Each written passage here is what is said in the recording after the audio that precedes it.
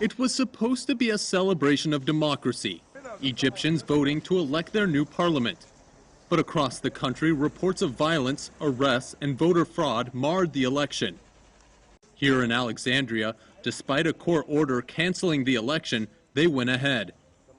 Afterwards, many cried foul, with one candidate in the hospital. Tensions gripped the Alexandria district of Rommel as two front-running candidates faced off. Sopi Salah, a Muslim Brotherhood-affiliated independent, versus Mohammed Mahgoub of the ruling National Democratic Party. Tempers rose and accusations flew about a flyer claiming the current MP Saleh had withdrawn from the election. But the flyer was a fake. They distributed the flyer, he says, so that when people come to the polling station and find none of my representatives, they think I withdrew from the election. Saleh claims authorities barred his election observers from watching. Officials also blocked independent monitors and journalists from scrutinizing many polling stations. At polling stations like the one behind me, if you're a journalist, you should be able to get into them with a card like this. But every polling station today so far has banned us from entering. But it wasn't until the ruling party's candidate Mahgoub arrived that journalists were ushered in. Saleh's supporters accused Mahgoub of tampering with the vote, from busing non-registered people from far away and ballot stuffing, to denying voters access to the polls, like this man.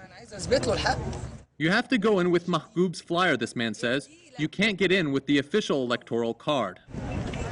But Mahgoub claims there's no rigging of the election, adding it's about democracy, not about winning at all costs.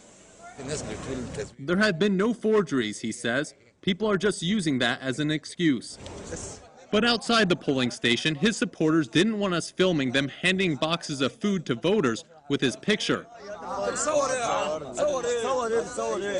The atmosphere remained tense yet peaceful, contrary to the weeks of violence leading up to the election, including the roundup of 1,200 Muslim Brotherhood members, claims their group.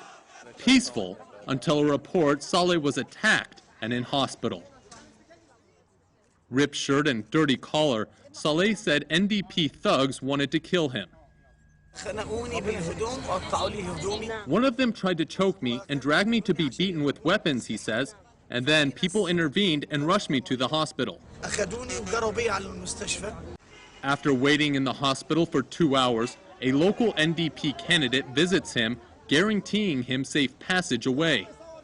But in this strange election that had many scratching their heads across the country and saw violence while accusations flew back and forth, all Egyptians can do now is wait to see the results. In Alexandria, Ian Lee for the Daily News Egypt.